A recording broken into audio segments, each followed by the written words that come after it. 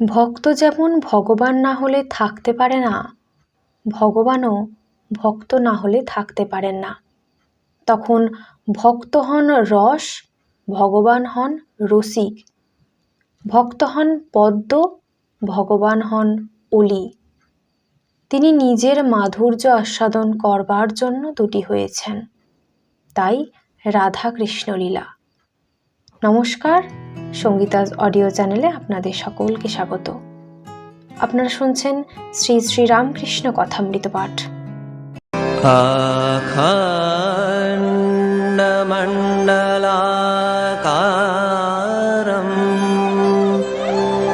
व्याप्तं येन चराचरं तत्पददर्शितं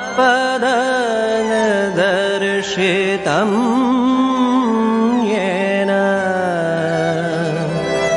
तस्मै श्रीगुरवे नमः। শ্রী শ্রী রামকৃষ্ণ কথামৃত। শ্রীরামকৃষ্ণ অধরের বাড়ি দুর্গাপুজো মহোৎসবে। শ্রীযুক্ত অধরের বাড়িতে নবমী পূজার দিনে ঠাকুর দালানে শ্রীরামকৃষ্ণ দণ্ডায়মান। সন্ধ্যার পর শ্রী শ্রী দুর্গারতি দর্শন করিতেছেন। অধরের বাড়ি দুর্গাপুজো মহোৎসব, তাই তিনি ঠাকুরকে নিমন্ত্রণ করিয়া আনিয়াছেন।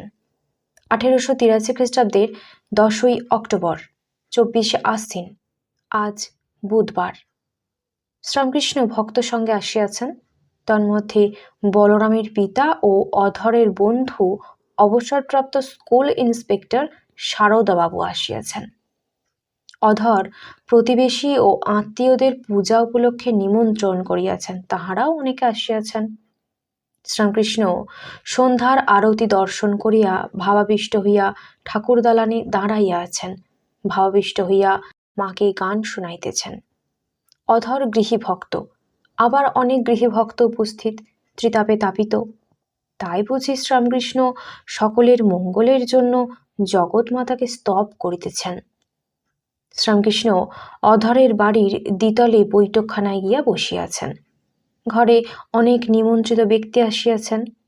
বলরামের পিতা ও শারদাবাবু কাছে বসিয়া আছেন। ঠাকুর এখনো ভাবাবিষ্ট। নিমন্ত্রিত ব্যক্তিদের সম্বোধন করিয়া বলিতেছেন, ও বাবুরা, আমি খেয়েছি, এখন তোমরা নিমন্ত্রণ খাও। অধরের নৈবেদ্য পূজা মা গ্রহণ করিয়াছেন, তাই কি শ্রীরামকৃষ্ণ জগৎমাতার আবেশে বলিতেছেন, আমি খেয়েছি, এখন তোমরা প্রসাদ পাও? ঠাকুর জগন্মাতাকে ভাবাবিষ্ট হইয়া বলিতেছেন, মা, আমি খাবো না তুমি খাবে? মা কারণানন্দরূপিণী। শ্রীরামকৃষ্ণ কি জগৎমাতাকে ও আপনাকে এক দেখিতেছেন? যিনি মা, তিনি কি সন্তান রূপে লোক শিক্ষার জন্য অবতীর্ণ হইয়াছেন? তাই কি ঠাকুর আমি খেয়েছি বলছেন?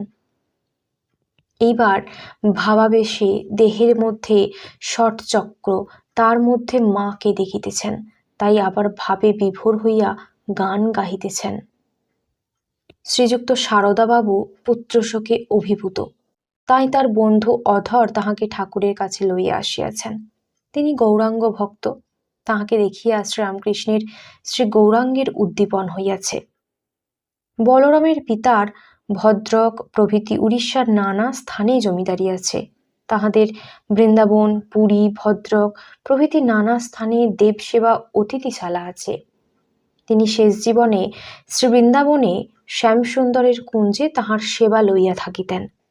বলরামের পিতা মহাশয় পুরাতন বৈষ্ণব। অনেক বৈষ্ণব ভক্তরা শাক্ত, শৈব, বেদান্তবাদীদের সঙ্গে সহানুভূতি করেন না, কেহ কেহ তাহাদের বিদ্বেষ করেন। শ্রীরামকৃষ্ণ কিন্তু এরূপ সংকীর্ণ মত ভালোবাসেন না। তিনি বলেন যে ব্যাকুলতা থাকিলে সব পথ, সব মত দিয়া ঈশ্বরকে পাওয়া যায়। অনেক বৈষ্ণব ভক্ত বাহিরে মালা, গ্রন্থ পাঠ ইত্যাদি করেন, কিন্তু ভগবান লাভের জন্য ব্যাকুলতা নেই। তাই বুঝি ঠাকুর বলরামের পিতা মহাশয়কে উপদেশ দিতেছেন। শ্রীরামকৃষ্ণ মাস্টারের প্রতি বলছেন, ভাবলাম কেন একঘেয়ে হব, আমিও বৃন্দাবনে বৈষ্ণব বৈরাগীর ভেক লইছিলাম, 3 দিন ওইভাবে ছিলাম, আবার দক্ষিণেশ্বরে রাম মন্ত্র লয়েছিলাম, দীর্ঘ ফোঁটা, গলায় হীরা, আবার কদিন পরে সব দূর করে দিলাম। ঠাকুর বলছেন, একজনের একটি গামলা ছিল জানো তো। লোকে তার কাছে কাপড় ছোপাতে আসতো। গামলায় রঙগুলা আছে, কিন্তু যার যে রং দরকার ওই গামলাতে কাপড় ডোবালেই সেই রং হয়ে যেত। একজন তাই দেখে অবাক হয়ে রংওয়ালাকে বলছে, এখন তুমি যে রঙে রঙেছ সেই রংটি আমায় দাও। ঠাকুর কি বলিতেছেন, সকল ধর্মের লোকই তার কাছে আসিবে, চৈতন্য লাভ করিবে। শ্রীকৃষ্ণ আবার বলিতেছেন, একটি গাছের উপর একটি বহুরূপী ছিল।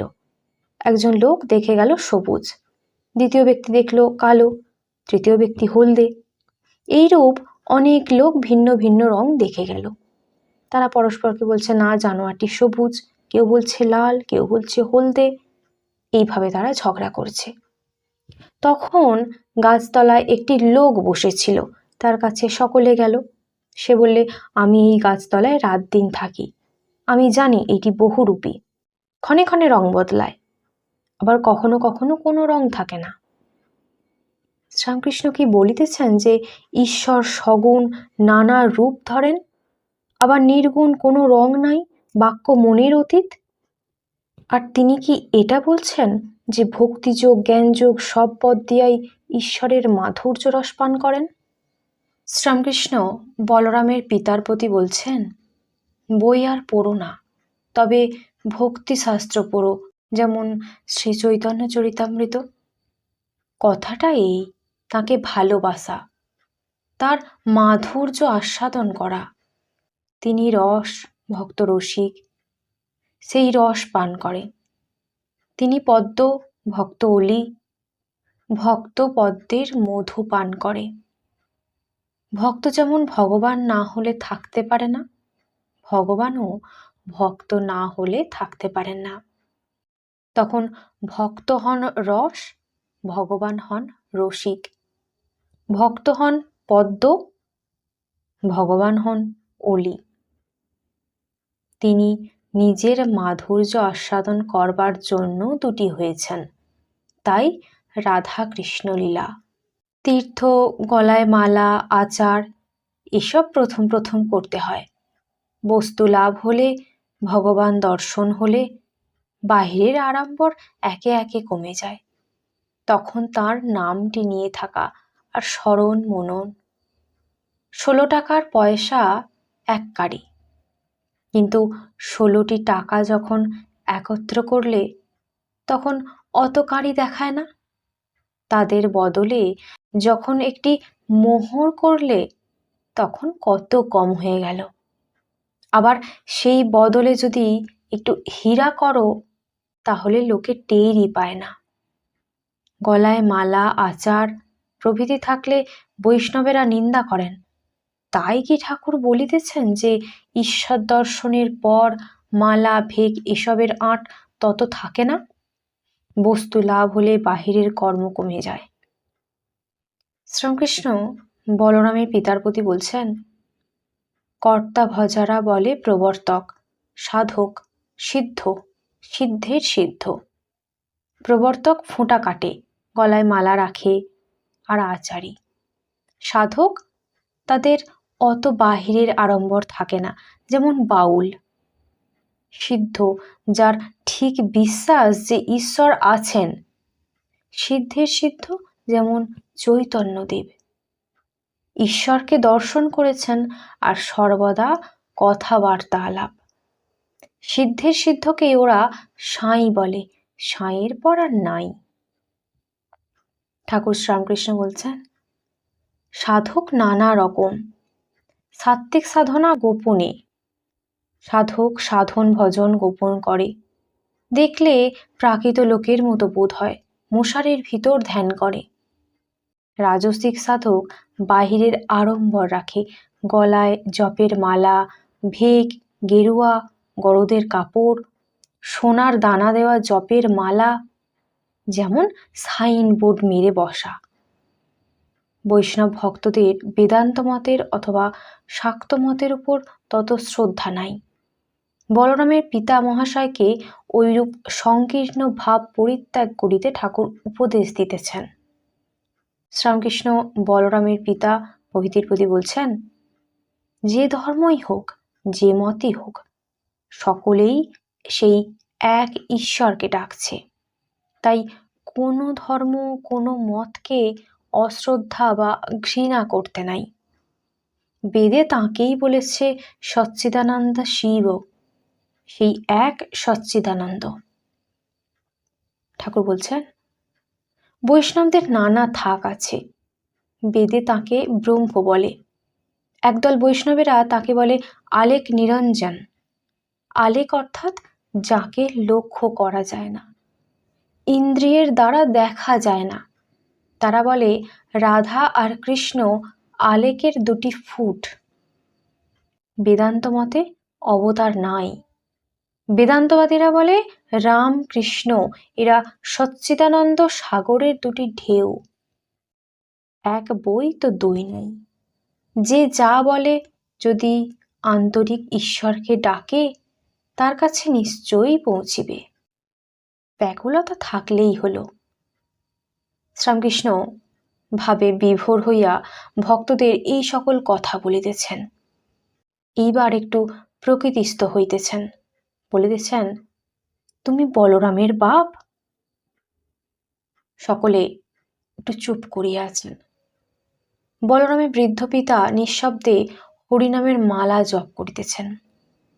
শ্রীরামকৃষ্ণ মাস্টার প্রভৃতির প্রতি বলছেন, আচ্ছা, এরা এত জপ করে, এত তীর্থ করেছে, তবু এরকম কেন, যেন 18 মাসে 1 বৎসর। হরিশকে বললুম, কাশি যাওয়া কি দরকার যদি ব্যাকুলতা না থাকে? ব্যাকুলতা থাকলে এইখানেই কাশি। এত তীর্থ, এত জপ করে হয় না কেন? ব্যাকুলতা নাই। ব্যাকুল হয়ে তাকে ডাকলে তিনি দেখা দেন। যাত্রার গোড়ায় অনেক খচমচ করে, তখন শ্রীকৃষ্ণকে দেখা যায় না। তারপর নারদ ঋষি যখন ব্যাকুল হয়ে বৃন্দাবনে এসে বীণা বাজাতে বাজাতে ডাকে আর বলে, প্রাণ হে গোবিন্দ মম জীবন, তখন কৃষ্ণ আর থাকতে পারেন না। রাখালদের সঙ্গে সামনে আসেন আর বলেন, ধবলি রও, ধবলি রও।